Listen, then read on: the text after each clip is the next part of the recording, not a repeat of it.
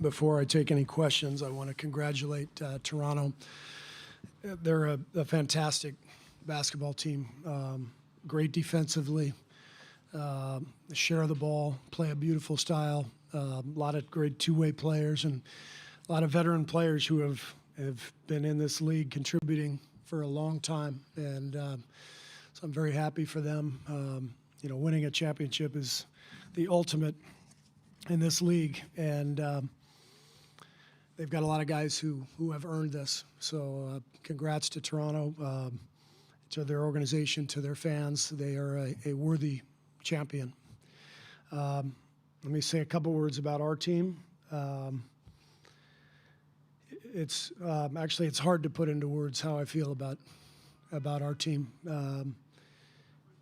What I've witnessed as their coach over the last 5 years it is just an incredible combination of talent and character and commitment to each other. This just doesn't happen. A group of guys like this don't come around together and do what they did over the last 5 years. And I've been lucky enough to be their coach. That's what I told them in the locker room. I can't tell you my gratitude in terms of just being put in this position, to be with this group and to coach them and to help them. But I could not be any luckier as a coach, to be with these guys every day and to watch them compete. And boy, do they compete. I think they showed that in this series and throughout the playoffs. So with that, I will take some questions. Anthony, on your right. Anthony Slater with The Athletic. I know it's obviously so fresh now, but how much do you think, a couple of years from now, you'll look back at this season with the what ifs on the injuries with Kevin and obviously what happened to Klay tonight? Yeah, I mean, more than the what ifs is just feeling bad for the players involved. Injuries are always part of the NBA season. Any professional sport, injuries play a huge role, and it's just the nature of these injuries, the severity of these injuries, and we'll know more about Klay. But we can sit here and say, well, if this hadn't happened or that hadn't happened, that doesn't matter. What matters is, Kevin Durant is going to miss next season with an Achilles tear, and Klay suffered a knee injury, and we'll know, as I said, we'll know more before too long. But it's just brutal. It's just brutal what these guys have had to deal with and what they're dealing with right now. And so that's my initial feeling. Tim, over here on this side. I'll comment The Athletic. Steve, just what is going through your mind when you see Klay go down and obviously in pain, and you already have Kevin out, you have Kawhi, wearing an ice pack and a harness practically when he's not playing. As a coach, does it dawn on you that what is happening here, and what are your players saying? What's the emotion through all this? It's amazement that we're sitting in this position, during the game, we have a chance to win the game, force a Game 7, go back to Toronto, and you just think, how has this group of guys put themselves in position to do it? And then, as I said, when Klay goes down and is out for the game, it's just, sort of you got to be kidding me. Like, this has to stop. But it's just the way it's gone. I don't know if it's related to 5 straight seasons of playing 100-plus games and just all the wear and tear, but it's devastating. When Klay came off, it looked like he was not going to come back, and then came back down the tunnel. Did you think he might be able to play again, or was it just strictly to shoot the free throws? Well, I think what happened was he wasn't aware of the rule that, if you don't shoot the free throws, you can't come back in the game. So I think somebody told him in the hallway. Klay being Klay, he just turned right around and came back and shot the free throws. And, we committed the automatic foul to get him out of the game. And he came back and he told me just 2 minutes. I think there was, 2 minutes left in the third. And he said, just a 2-minute rest, I'll be ready. And next thing I heard was he was done for the night from Drew Yoder, our trainer. Over here in the aisle. Coach, Sandeep Chanak with Yahoo Sports. Before Klay got hurt, 30 points, he was rolling, and big if here. But if he doesn't go down, how do you think the game plays out? Doesn't matter. He went down. Mark, right here, two. Couple of rows up.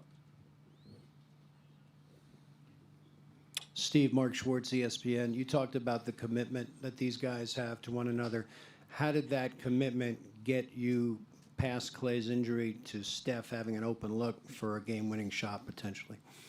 Well, they're a gifted, competitive group, and even without the injured players, even without Klay, even without KD, you look out on the floor, you still got a lot of great basketball players. Andre had a huge night for us. We had to have that. Somebody had to come in and score for us tonight, and Andre did that. Draymond was fighting like crazy all night. Looney with, a fractured chest cartilage, fighting and fighting and fighting. And I thought DeMarcus came in, gave us good minutes. So we just kept going, and I think our guys relied on their experience of being in this moment. They don't get nervous. I think they just keep playing, and we had a chance. So they fought and gave it every opportunity. When Steph took the shot, what went through your mind? I just thought it was in. I always think every shot Steph takes is going in. So, but they don't all go in. So, but what a warrior, no pun intended. Steph was getting hounded this entire series. Toronto did a great job on him, sending 2-3 people at him, hounding him and harassing him, and especially without Klay to rely on in that fourth quarter. I thought he got a little worn down. Mark, last question here. We have Draymond now coming up. It's Steve, Mark Medina, Bay Area News Group. When you look at DeMarcus and the journey he took with overcoming the different injuries and how he fit in with this team, where would you put the season in context for him? I was really pleased with the way DeMarcus performed the last couple games. He came in and gave us huge minutes and gave it everything he had, committed himself to the team and came off the bench and kept us going when we needed him. So, tough season for him in terms of coming off the injury and then getting injured again in the playoffs. So it was not easy for him, but I think he contributed, and I think he learned a lot. And I think our guys really enjoyed being around him. I know I did, and he helped us. He helped us win a lot of games. Thank you, Coach. Draymond will be right up.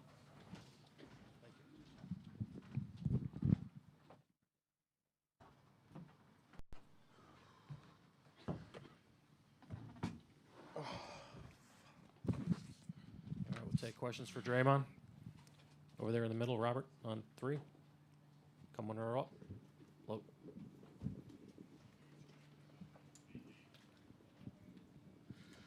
Draymond, Robert Littau, BSO. What does this say about this team, the fact that you guys went through all of this and still was able to get it to a Game 6?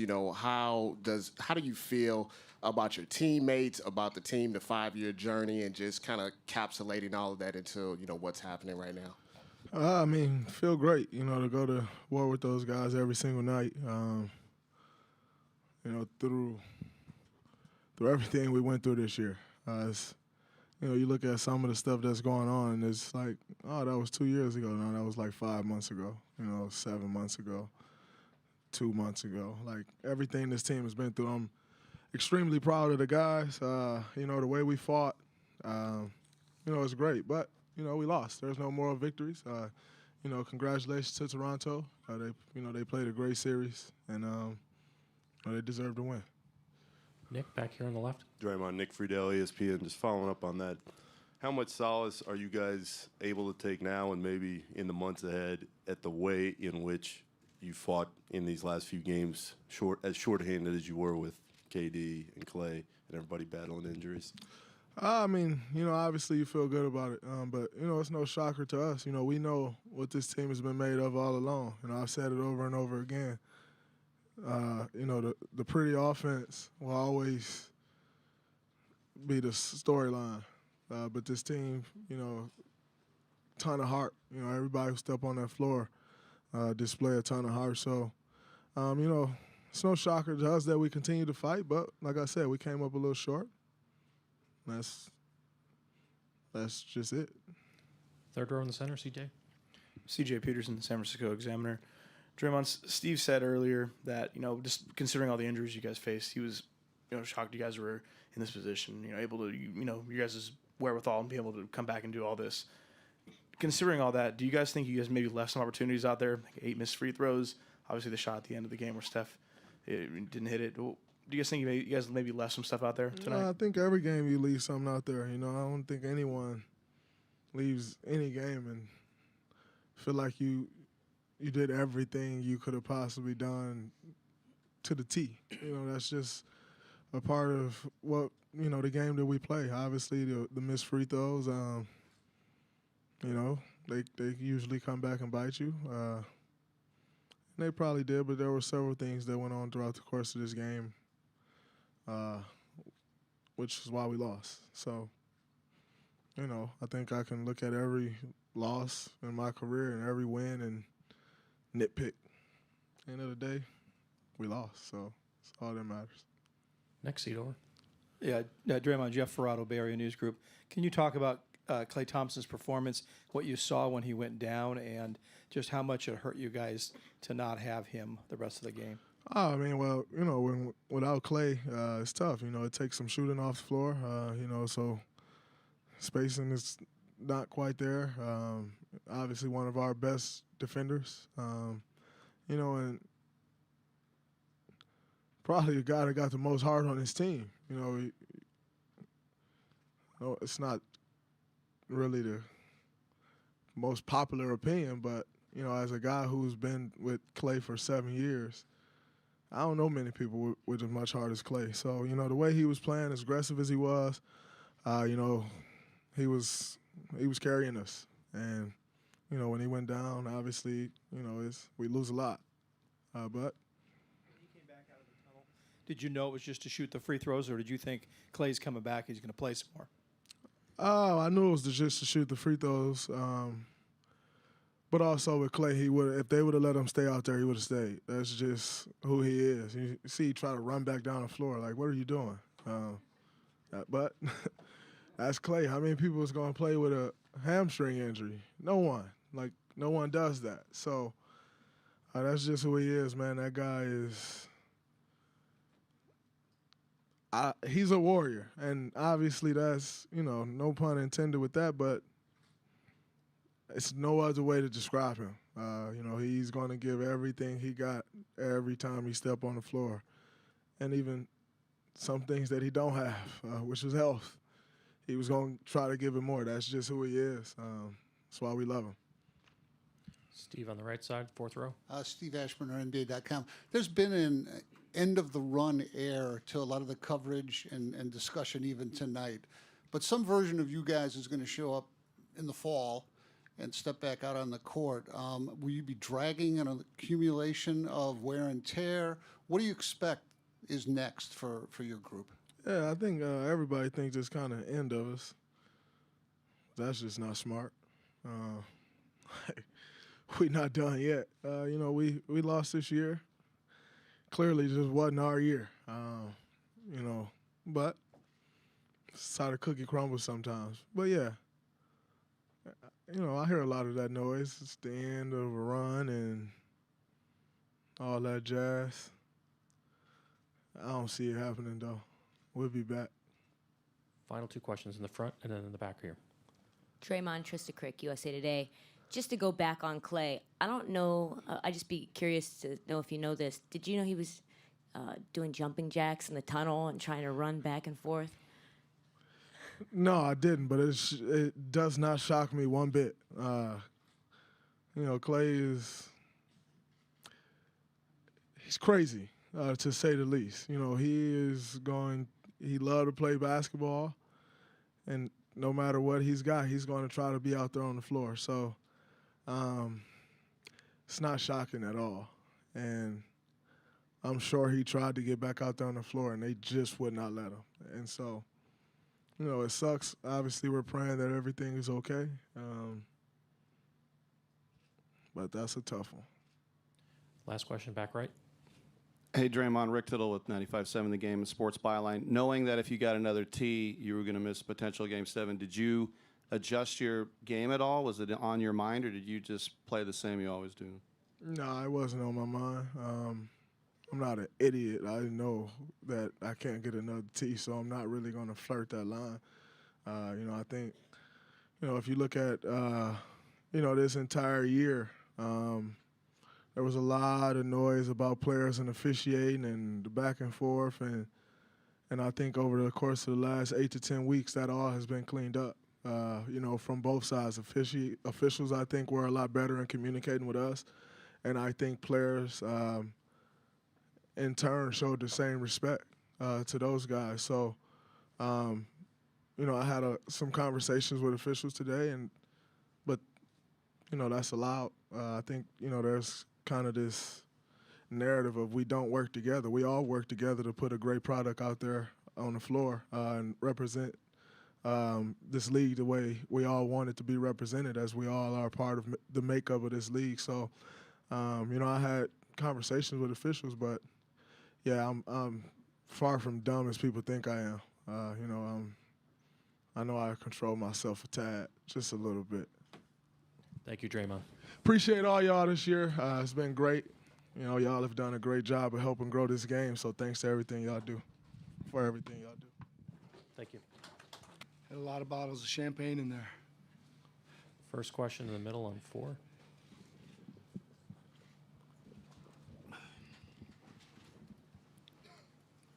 Coach, congratulations. Ryan Leong, Associated Press Broadcasting. There was so much that happened between last year's offseason and where you're sitting at right now at this podium. Can you just talk about what it means to have gone through all that, becoming a first-year head coach, and after all the changes in the offseason, getting Kawhi Leonard, culminating in the city and the first championship for Toronto? I mean, yeah, it was a heck of a 12 months, and I don't know. I just try to take things as they come. You didn't look too far ahead. Obviously, when we made some additions to the team, we thought we could be good, but we had no idea what the health status was and all those things. And again, you just got to go take the guys you got and go play and manage it the best you can. And then look at the opponents and try to figure out a way to beat them. And it was a great group, though. They really played together. I thought they really fought hard. They were tough-minded. They didn't seem like this was wearing on them at all. 2 months of playoff basketball. They never seemed tired to me mentally. They kept wanting the film sessions. They kept wanting to walk through things. They kept wanting to keep learning and improving. And I think that was a big key because we had to do that in the playoff run because we really hadn't had all that much time together. Steve on the right side on the 4th row. Steve Ashburner, NBA.com. Nick, every Eastern Conference team that began the season aspiring to get to the finals knew there was a good chance that they would run into the Golden State Warriors. How much does it add to what you guys have accomplished that you beat a team that will be considered one of the greatest in league history? Well, I mean, first of all, you're right. I think you thought get through the East and the chances were you were going to be playing Golden State. I mean, I probably stayed up late and watched Golden State more than anybody just for the heck of it, right? Just to see what they were doing and all that kind of stuff. Yeah, I don't know. It means a lot for our city and the country and for these players, staff. An incredible group of people, my assistant coaches and the support staff. And I don't know if it would have meant any more or any less, to be honest with you. You get the win and you're just happy you got it and celebrate that fact. As you saw the attrition in their team, the injuries, and the fact that they were still in it right up to Steph's shot at the end. I mean, does it add to the respect that people in the league would have for a team like that? 100%. That was hard on them, right? I think they had a rough year injury wise, and they kept playing. They got through some playoff rounds, and guys in and out, and obviously a lot of things, a lot of bad breaks in the finals, to be honest. And like us, they kept on playing. We just had to keep on playing no matter who was out there, and I think they were super intense, high level games, and both teams desperately trying to win. And I have a tremendous amount of respect for Coach Kerr and his staff and their players for sure. Tim, last row in the back. Nick, Tim Reynolds with the AP. Congratulations, of course. I know you are your least favorite topic, so I'm probably going to regret asking this question, but what do you think your story says as far as a guy who played mid-major, a guy who had to go to Britain, a guy that had to win a couple titles in the G League before you got that phone call to come talk about offense, and the story you were telling earlier, yesterday or today or something? They all blend in now. What do you think your story is going to mean to the coach who doesn't think he's ever going to get the shot? Well, I would hope it inspires some people that are in those situations to keep working.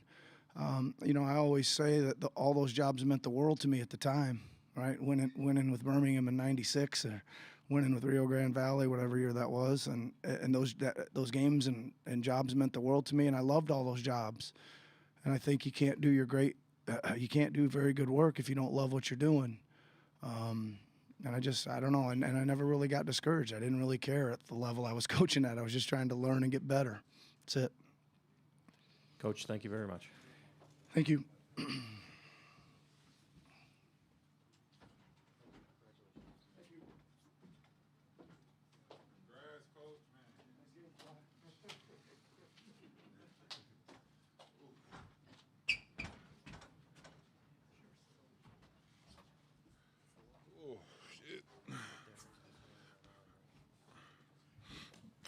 First question towards the back. Kawhi, Paul and June.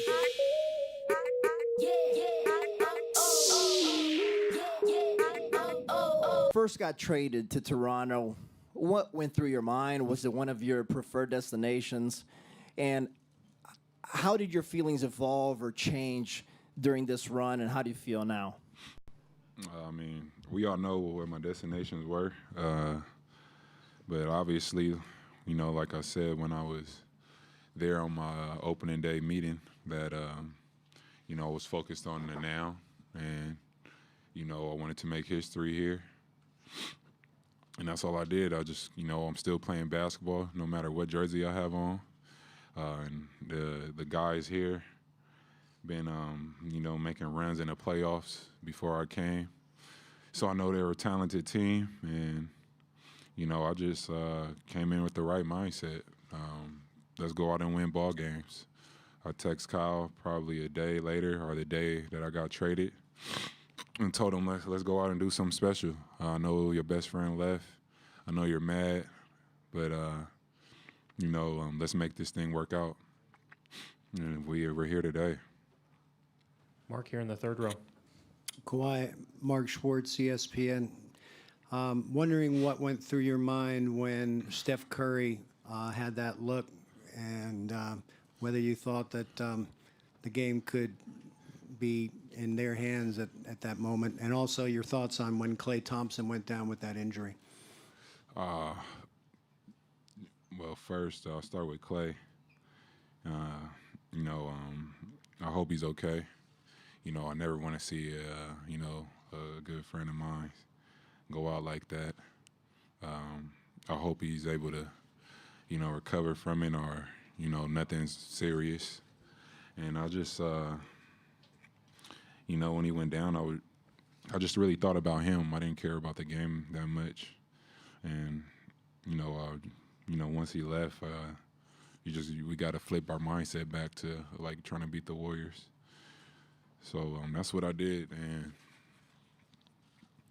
with the shot with Steph, It didn't look like it was a good shot. I mean, he hits those shots, but I wasn't too worried about it at that moment.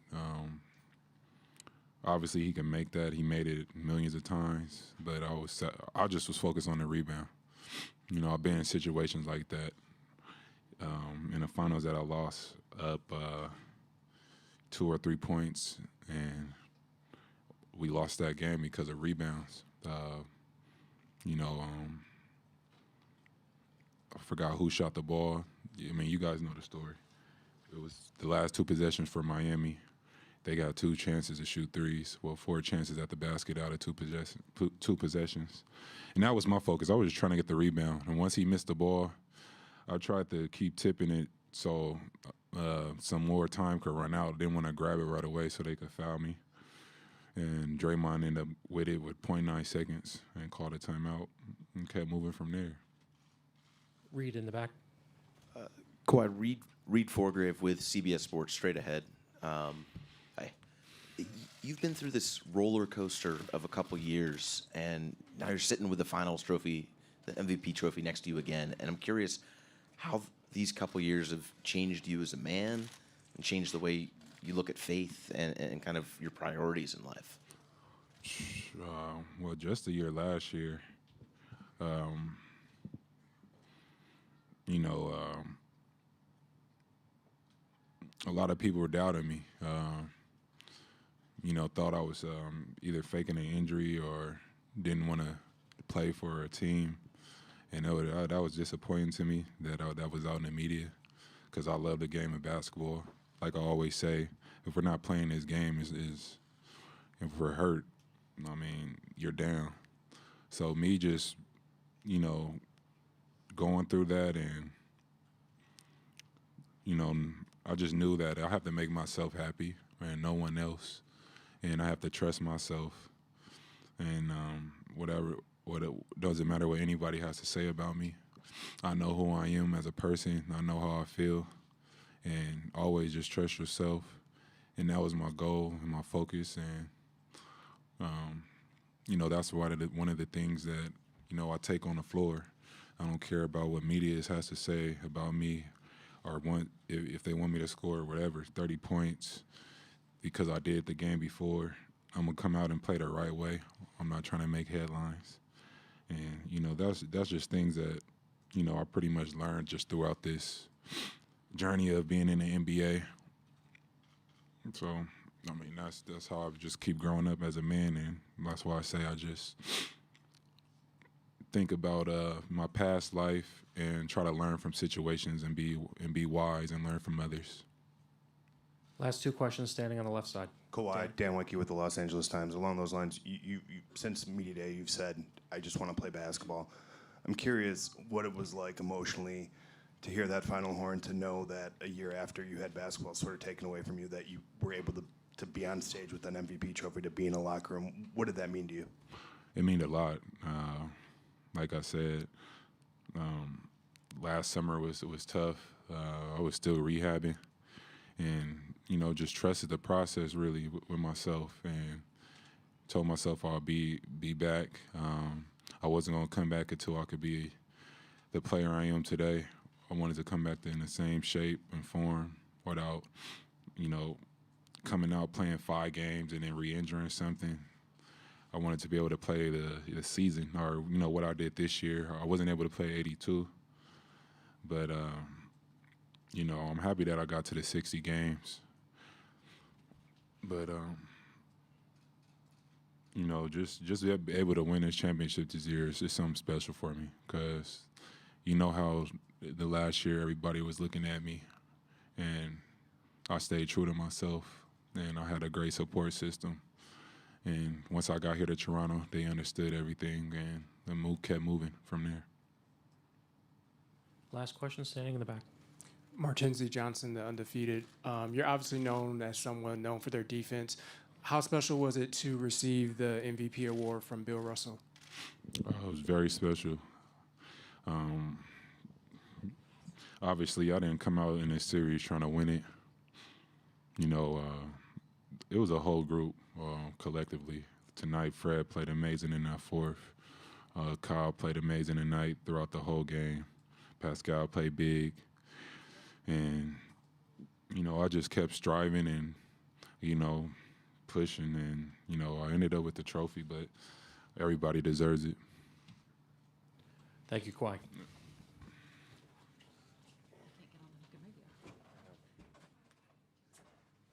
Thank you.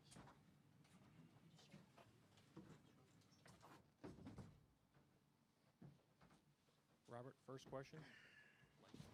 Go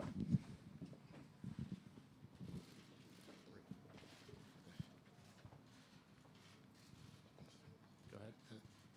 Robert Littau, BSO. When Draymond was in here, Steph, he said that he felt like a lot of people looked at this like an ending to you guys' run, but that would be a mistake on their part. Can you talk about the resiliency of your team, and if indeed you had that feeling as well, and should people not put you guys in the grave right now? I mean, tough way to go out. You obviously credit Toronto on a great series. They went out and won it. They played amazing tonight, all across the board. They had contributions, and yeah, it's a tough feeling, being on this side of losing in the finals. But I think a lot has been, proven about who we are as a team and the fight that we have and all the adversity that we dealt with, and this entire playoff run, and it's a one-possession game to keep our season alive tonight. So we'll be thinking about this one. It's tough, but our DNA and who we are, and the character that we have on this team, I wouldn't bet against us. Being back on the stage, next year and going forward. So really proud of the way that we fought to the end. And this 5-year run's been awesome, but definitely don't think it's over. Next question right here. Julianne Herrera, ABC 7 News. Despite the loss, can you just talk about all the emotions you're feeling that this is the last game at Oracle? I mean, for these fans, this is their Roracle. They love this place. And what are you feeling now that this is really over? I mean, a lot of different emotions, a lot of thoughts. No regrets at all about, again, what we've been able to accomplish and even how this series ended. So we've had a lot of great memories in this building. I think it's iconic in the sense of our entire history of this organization and how we got to this point. And, whenever I drive by it, I'll have great memories of, again, what we've been able to accomplish in this building. And as we move across the bridge, want to be able to continue that and create new memories. So hopefully, every fan that was in this building appreciates the journey and the ride. Every fan that was watching how Oakland held us down for 47 years, and turn the page to bigger and better things coming for this franchise. Fourth row on your right, Steph. Steph, Mike Gainer, Toronto Sun. You saw a lot of Fred VanVleet in this series. What do you know about him now that you didn't know before? I mean, he's a gamer. He hit some big shots, not just the defensive pressure. He hit a lot of daggers that never seemed to panic when the ball was in his hands. And even tonight, he hit like 3 of them that kept their momentum on their side. So I obviously saw a lot of bodies on defense, but he was one that took the challenge, and obviously he's a champion now, so well deserved. Next row back on the right. Steph, comparing the way you lose 3 years ago in the finals with almost got shut down at the very last second in the game 7 to this finals, with so many injuries, so many people got down. So which one is more painful for you guys? I mean, losing hurts no matter what the situation is. Nobody likes that feeling, whether it's a game 7 or game 6 or what have you. But I'll echo what Draymond said. It's kind of how do you respond and what do you how hard do you work to try to get back to the stage. soak up this feeling, because obviously we've celebrated, we've had champagne, we've had rings, but this is the more motivating feeling in terms of how do you respond, how do you turn the page to new challenges ahead. So we'll be all right. Mark, Janie, and then Howard, last three. Steph, Mark Schwartz, ESPN. First, can you explain how you felt watching Klay go down? And secondly, how much did you have left at the end when you had that look to possibly put your team ahead and go on to Game 7?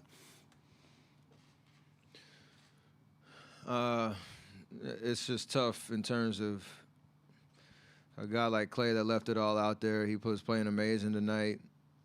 And to see a freak play like that where, he lands awkwardly, I don't know the diagnosis yet, but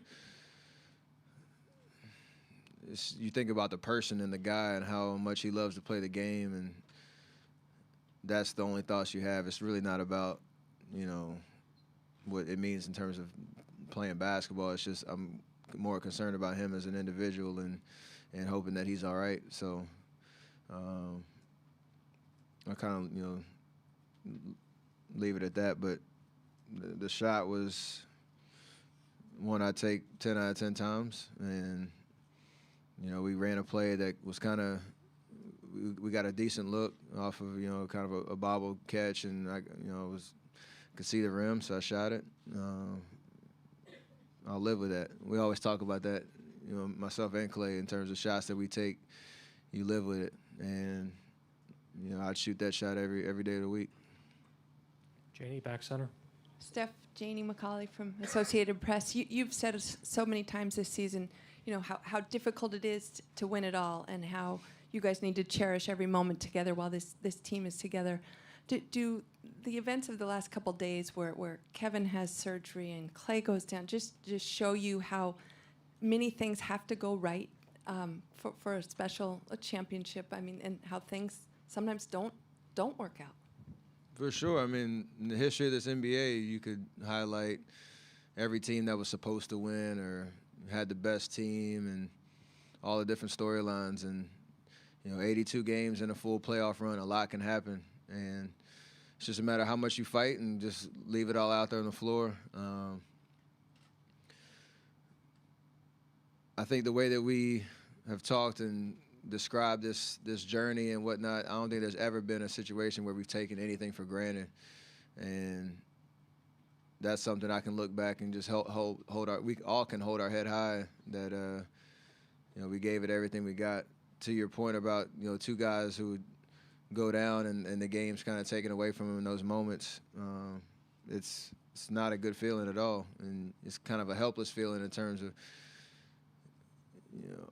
two freak plays that, send these guys back to the locker room. So it's tough, but it's part of basketball. It's part of the game.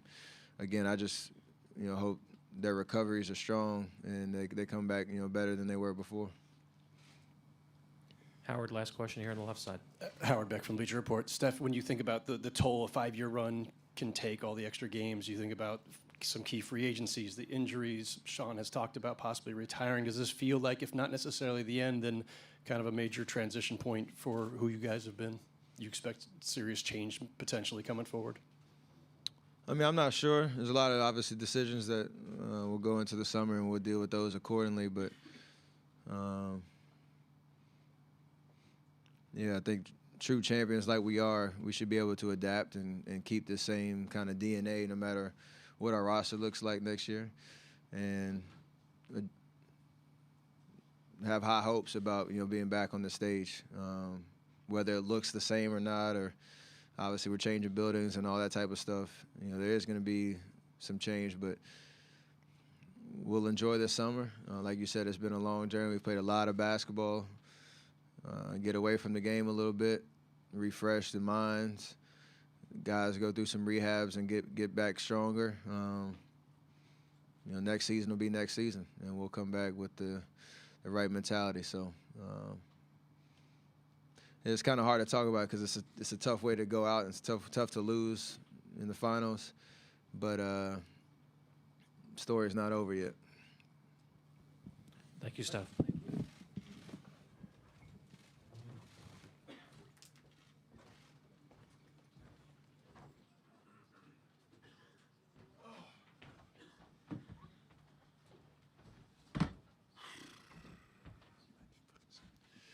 Take first question here in the second row.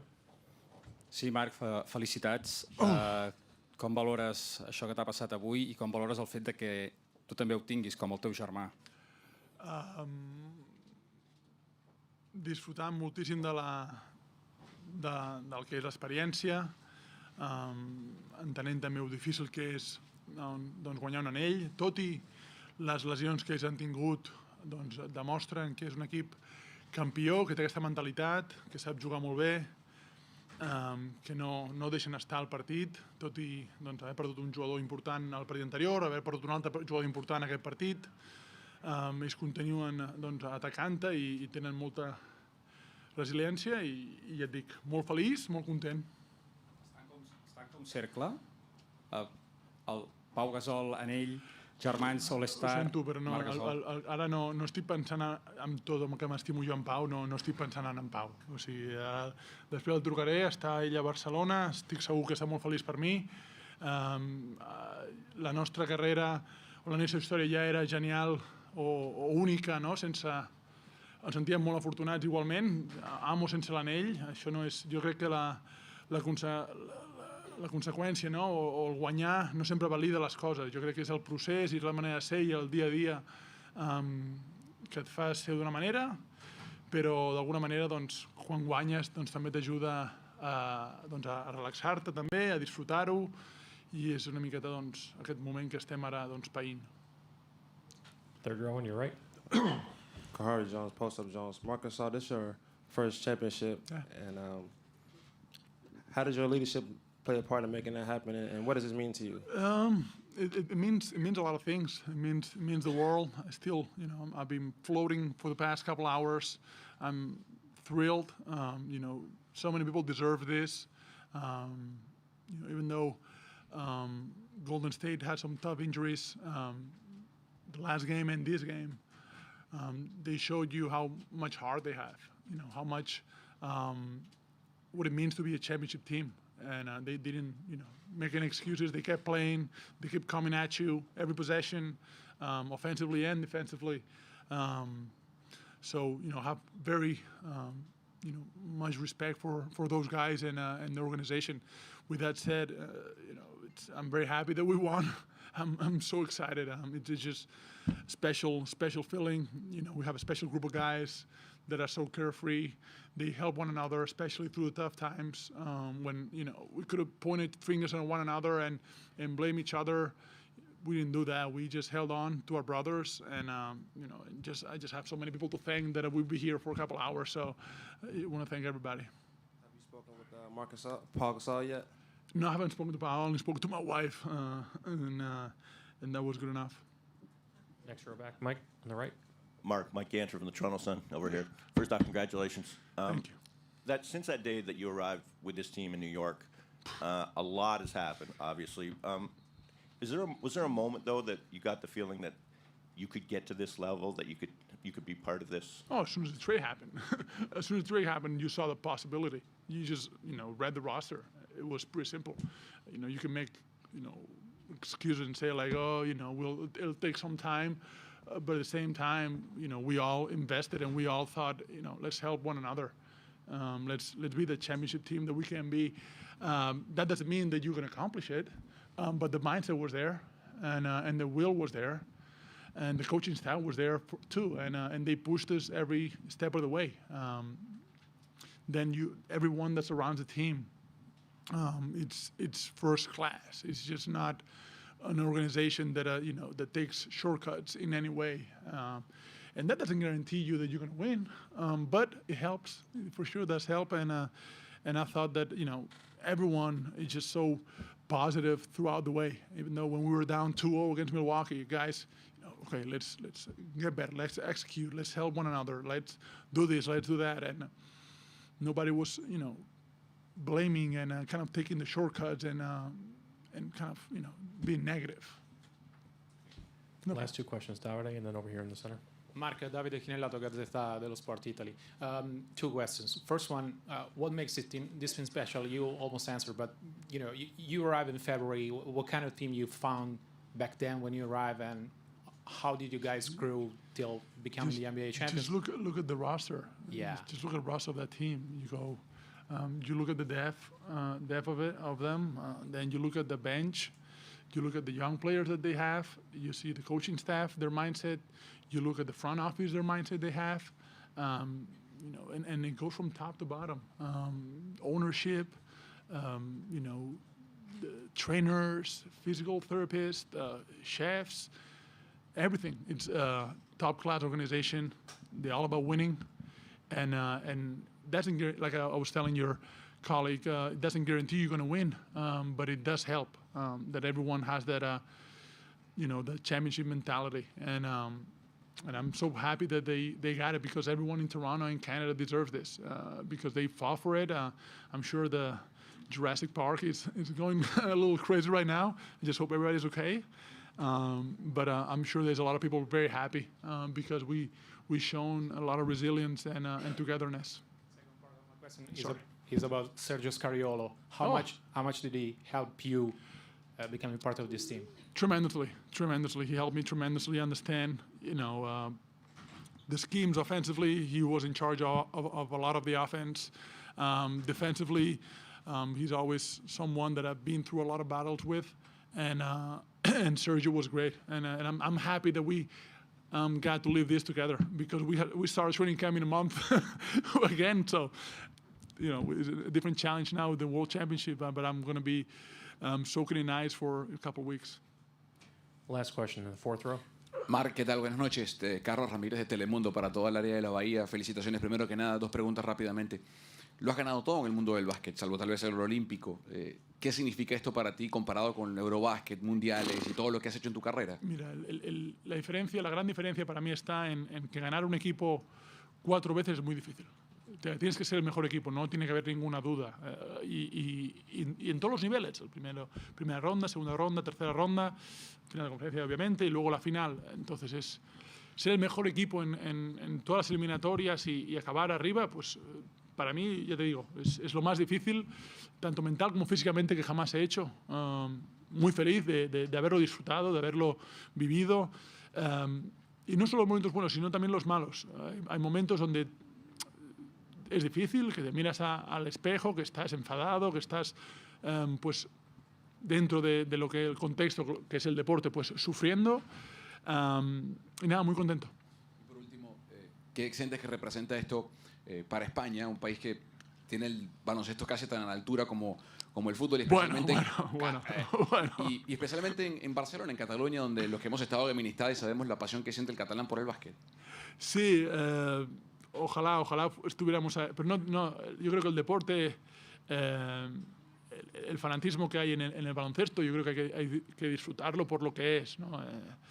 Y yo me siento muy afortunado de representar a tanta gente, tanto ya sea de allá en casa o luego en mi etapa en Memphis después de 10 años y medio. Es una curiosidad que había la mesa de anotadores de esta noche eran de los Grizzlies, eran de Memphis. Y fueron también el partido 3 y 4 y fueron bueno, sí, 3 y 4 y hoy. Entonces, para mí eso fue, para mí me mandaba señales de confianza, de un poco de sentirte en casa. Y feliz por ganar, porque les veía a ellos y los veía felices también. Entonces, es un poco pues esta, ¿no? La culminación de un círculo bonito, de algo muy especial, y contento porque veo a la gente feliz. All right. Thank you. Pascal Siakam will be up next shortly. Pascal, first off, congratulations. Thank you. You all have a lot of international players on your team. How did the diversity of the team and the staff play a part in this championship? I think it meant a lot, just having guys from different countries and speaking different languages. I think it kind of like got us close together, and you kind of have all those little kind of friendship with guys that you can speak the same language with, and from Spanish to French to English, different cultures, and I think it kind of represents Toronto in general, having that diversity. Third row over here, Lyle. Pascal, Olivier Paradis-Lemieux, Radio-Canada. Est-ce que tu peux me décrire un petit peu tes émotions d'être champion et peut-être un peu aussi tout le parcours que tu as eu pour te rendre jusqu'à être maintenant pour cette casquette sur la tête? Je sais pas quoi dire. C'est c'est inexplicable. Juste être ici, avoir l'opportunité de jouer et de gagner la NBA Finals, j'ai pas les mots en fait pour exprimer ma joie et c'est juste mon parcours. Tout ce que j'ai fait, avoir l'opportunité d'être là aujourd'hui, à représenter l'Afrique, le Cameroun. Je pense qu'il n'y a rien au-dessus de ça, en fait. Juste avoir ça et pouvoir gagner pour toute une nation, pour tout un continent, c'est vraiment... Je suis au top, en fait. Second row over here. Pascal, congratulations. Valeria Rubino, V-Sport, Corriere della Sera. Can you tell us what the feeling is of being a champ? Did you realize what just happened? Yeah, hopefully I can... I kind of like take it in a little bit, minute by minute. I mean, the champagne makes it hard, but it's amazing. It's amazing. Just excited, happy, kind of like seeing. It's hard to just sit down and think about everything, but just the hard work and everything you put in to be able to be here at this level and be able to win, it's a dream. It's a dream, and it feels amazing to be able to realize their dreams. Davide, again on the left side. Pascal, Davide Chinellato, Gazzetta Italy. What do you think made this team the best team in the league? What makes you so special, guys? I think we have as a team. Obviously, we have the best player in the league and best player in this playoffs in Kawhi Leonard. But I think together we kind of like have this unit, like a bunch of guys that will go out there and wasn't they weren't top picks or whatever the case might be, but guys that just go out there and work every single day and try to be the best that they can be, and unselfish. It didn't matter, in the beginning of the season, Mark starting or Serge starting, and we had that change and every single time, kind of like everyone kind of sacrificing everything for the team and the greater good. I think that's what makes us so special. Just that we are a team, and that's what makes us dangerous. Again on the aisle over here. Pascal, une autre question en français. Nicolas Landry de RDS à Montréal. Quelle est ton appréciation du travail de Nick Nurse cette saison, tout au long de la saison avec vous, à sa première saison comme entraîneur-chef dans la NBA? Je pense que c'était bien, très bien pour lui d'être un coach sa première année en NBA. Bien sûr qu'il était dans le G-League, mais c'est sa première saison en NBA. Et bien sûr, il avait des choses à apprendre, mais il a continué à travailler dur et nous a donné l'opportunité d'être à ce niveau aussi. Donc, c'est une très bonne saison pour lui. Je pense qu'il va continuer à travailler dur pour pouvoir être le meilleur qu'il peut être. Mais je pense qu'il a fait un très bon boulot. Robert on the right side. Robert Littal, BSO. Nick Nurse has always talked about your improvement in your game and just how you expanded it out and everything. Can you talk a little bit about how he's been able to help you as a coach and what he brought to the team in his first year here to get you kind of to this point? I think, it's kind of like credit to him, just kind of using the pieces that he had and kind of seeing me being able to do different things on the floor and kind of exploring that and giving me a chance to go out there, not only me, but giving the confidence to guys like Fred and Norm and everyone, kind of like feeling like it's a equal opportunity type of team. Obviously knowing who our best player is, but just continuing to trust each other and having that mindset that at any time anyone can go off and he kind of gave us that freedom. So that's credit to him and he's been able to do a great job with that. Take final two questions over there and on the third row over here. Pascal Balantunas, ESPN Brazil. Just if you could touch on your journey in the last 2 weeks, getting to the final, having that wonderful game one where you were 14 from 17 from the floor, everything that just came with the finals. Can you describe that feeling and everything that you went through, please? Right. For me, it's a lot of ups and downs, man. And I think that's what make the journey so exciting. Just because you're not at your best, you're not the best that you can be.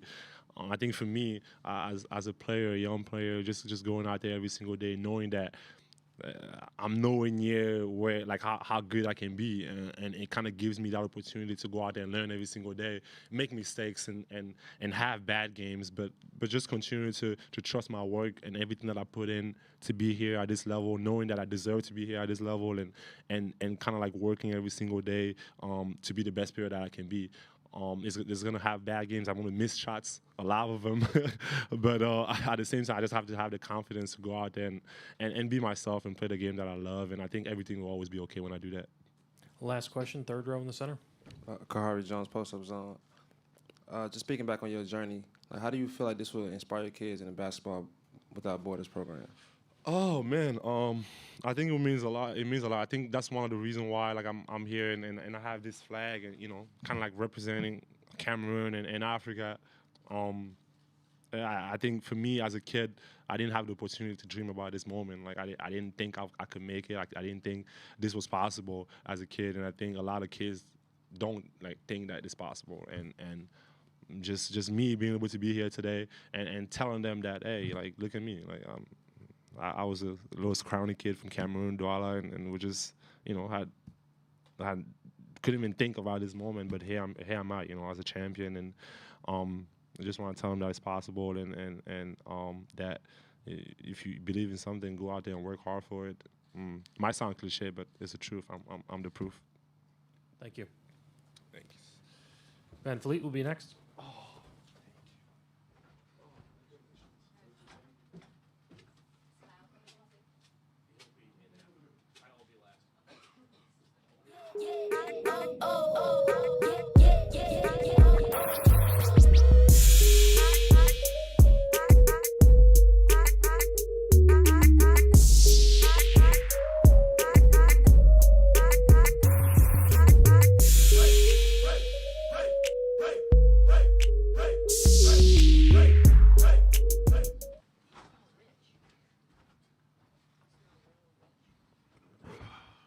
For Fred here on the third row, the aisle. Fred, someone asked to ask, is your son the real MVP of this series? Huh? If that's what you want, man, write whatever story you want. I don't even give a damn. Just unbelievably blessed. Obviously, I take family very seriously and hold it dear to my heart, so it came at a great time. And there's a lot of other things that go into that. I won't bore you with the details, but if that's a story you like, so be it. Second row over here.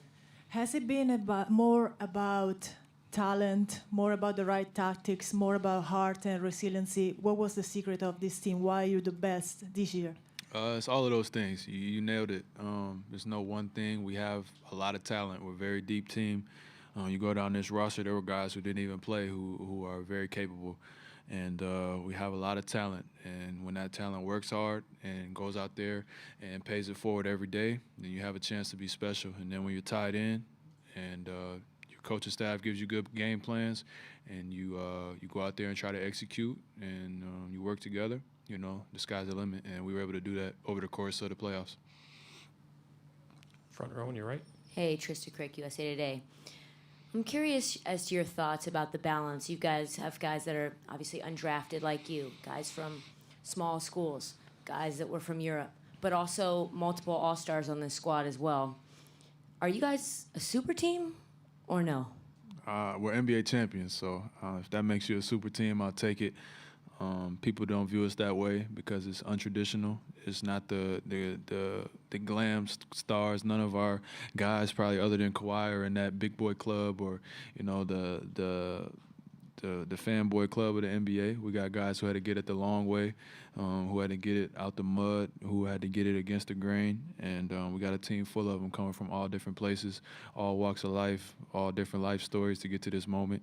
But we got some talent. We got some talent for sure, and at the end of the day, going out there in the playoffs is about performing at a high level, and we were able to do that, over the course of 2 months. On your right, Steve. Steve Ashburn, NBA.com. Fred, 5 of the 6 games in this series were won by the road team, and that was done in 2 particularly difficult places to play, arenas. What's the key on this stage to winning games when you are, the traveling party? I think it allows you to lock in a little bit better. I think it allows you to have that us against the world mentality where the only thing that matters is the guy next to you, and your crowd being anxious and excited doesn't have any effect on you when you're on the road.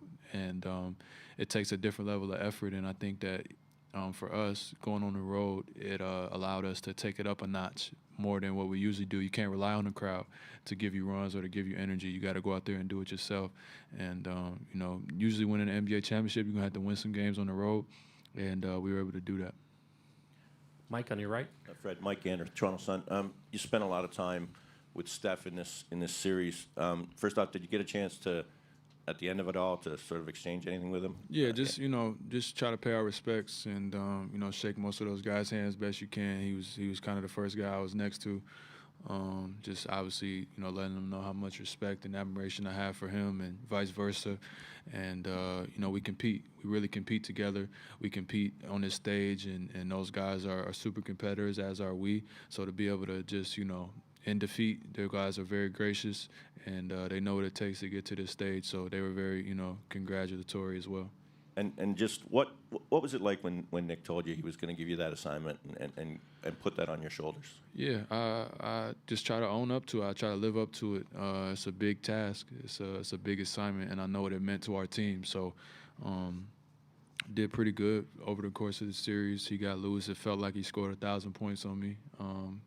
As a defender, you never like getting scored on, so that was tough. And, it's obviously the toughest guy I had to guard for that long, every game, all game, 1 million screens. It's hard to push and grab. He's so good at drawing fouls. And so I just try to live up to the challenge and, accept the challenge. And hopefully I gain some respect there. And, just try to help my team get wins. Fourth row over here on the left. Fred, Nick Nurse made some polarizing calls in this finals. He also put a lot of trust in you. Just wondering, in your opinion, how instrumental was he in the team's success throughout the seasons and in the finals? No, he's our head coach. And you guys kill head coaches when we lose. Coaches get all the blame, and when we win, players get all the credit. So that's just how it goes. But Nurse has been unbelievable. He's kind of been the captain of the ship, and he's weathered the storms, and he's kept us even keeled, and he's made some, unusual adjustments and experimented things, and some things worked and some things didn't. But he was trying. He tried everything. And you got to give that guy a lot of credit in his first year to win an NBA championship. Also want to give Coach Casey a lot of credit for building this team up to what it was. The guys who were here before, DeMar, JV, DeLon, Jakob, the guys who we built this up to what it was, and then to be able to take it to the next level this year. Give Nurse a lot of credit for steering that ship. Don't ask no damn question back there, man. Kyle Lowry, Toronto Raptors. Fred, how does it feel to be a world champion? It's unbelievable, man. It's unbelievable to have guys like Kyle Lowry on your team who step up and go for 15 in the first quarter, but he should have had 50. But, he slowed down, so I just want to come out there in the second half and bail him out and try to help him for his legacy. They kill my man all the time in the playoffs. He gets more slander than everybody I ever seen in the league. And so to have him be able to hold that trophy up tonight, that's what means the most for us. Thank you. Thank you, Fred.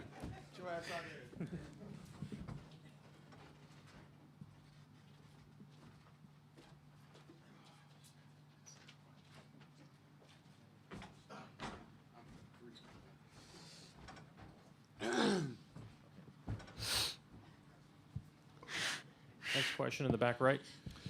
Kyle, Jonathan Cho with DIA-TV. Beginning of this season, I know that you are still trying to figure out the decisions by your GM, Masai Ujiri, especially trading your close friend DeMar DeRozan. Now that you guys have won the title, where are you at with that? How do you feel now? When they made the trade, as a friend, and my emotions was there, but I understood that I had to go to work, and I still play for the Toronto Raptors, so I knew that that's my job. My job was to go out there and to be the best basketball player I can be. And how I feel now is we won a championship. It's a great feeling. Bruce on the left. Kyle, Bruce Arthur from the Toronto Star. you've been in this organization for a long time. This has been your goal for a long time. But your whole basketball career, you felt undervalued. You felt like you never found a home until here. And even in your Toronto career, there have been ups and downs. Can you put into words what this means for you, for Kyle Lowry, after everything you've been through kind of your whole life? Words can't explain how I feel. It's been a long, long time, 13 years of NBA basketball, a couple years of college, a couple years of, high school basketball. And to be able to say I'm a world champion, it makes me feel great. And to do it with a group of guys that we did it with is amazing. It's just, it's kind of still surreal. It hasn't hit me yet. And, I'm still kind of in this moment of just is this real yet? And for me, just at the end of the day, I work extremely hard on my game. I work extremely hard on myself, and I am extremely hard on myself. And I'm happy to be able to say I'm a champion, and it's been a long time coming. In the front row on your right. Kyle, Trista Crick, USA Today. Fred was sort of joking when he was talking to you about you being one of the most slandered guys in the league. Do you feel that that's sort of the case? Obviously, it doesn't matter now. People got their own opinions. They're going to say what they want to say. They always have. I hear them, I listen, but they don't affect my life. Everyone has their own opinions. And I go out there and I do my job to the best of my abilities. And people that know, my teammates, the organization, they know what I bring to the table, and they appreciate what I do and what I've done. And I score 0 points. People, blah blah blah. I do this. I don't score. I understand, what people say. I hear them, but if we win a game and we win as a group, and that's all that matters. Winning is all that matters to me, and I'm at the highest level of winning right now. Michael, over here, fourth row. Kyle, you had the ball in your hand a couple of times at the end of Game 5, and they ended up forcing a Game 6. Where between those 2 days did you make up your mind that you were going to come out and impose yourself the way you did offensively in the first quarter? I took what the game was going to give me, but I wanted to be aggressive. I look back at every game we've played and we won. I've shot, double-figure times, and I was more aggressive. And the games, I think besides Game 1, but all the other games that we won, I was more aggressive offensively, makes or misses. But people thought that we would kind of be like, oh man, we gave away Game 5, but the group of guys that we have, we've been able to stay level-headed the whole time, and understanding that we had a team that was going to come out here and play extremely hard. Fans were going to be loud. And they were going to fight to the death, and that's the one thing about that group. They fought to the death, and they got some great guys down there, great coaches, and we tip our hats to those guys because they're the definition of champions. What did you learn about Kawhi during the last 2 months that you didn't know from the regular season? How tough. It's a lot. He's unbelievably good. He's been showing it all year. It's nothing you can, he's shown us this all year. And, he's in NBA Finals MVP again. Back right. Hi. Steve Futterman from CBS News. Congratulations on being an NBA champion. Thank you. You talked a bit before about the long NBA career, your college career, high school career. It's a long journey, and length does not necessarily mean you're going to have one of these happy endings. Can you talk about the satisfaction? Because there are many great players that probably don't get to this point. You have achieved this, and the thrill and the beauty of the satisfaction you have of being an NBA champion. It's kind of crazy, there's a lot of guys that has this same journey and they haven't been able to get to this point, and I'm just so happy to be able to be a part of it and to say I'm an NBA champion. I don't take it for granted at all. I know how hard how hard it's been, how hard it is to get here. I know how hard it takes, and it takes some luck also, and it takes some purified professionals just to go out there and just keep going and working and trying to get it done. And I'm happy to be a part of that fraternity now to say I'm a champion. And were there some times, I'm guessing you're a human like everyone else, can you talk about now that you're on the top, Were there some times when you said to yourself, I wonder, should I keep the battle going? No, I always want to keep working. I love this game. I love this job. I love my life. I just continue to grow, just continue to get better as a man, as a basketball player, as an individual. Last three, we'll do Eric, Robert, and over here. Eric Corrine, The Athletic.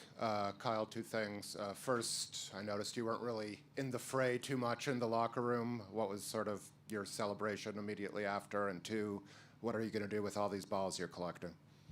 I don't drink, so, I didn't want to, I did a couple sprays, and I wanted to, make sure that everybody, I was in there a little bit.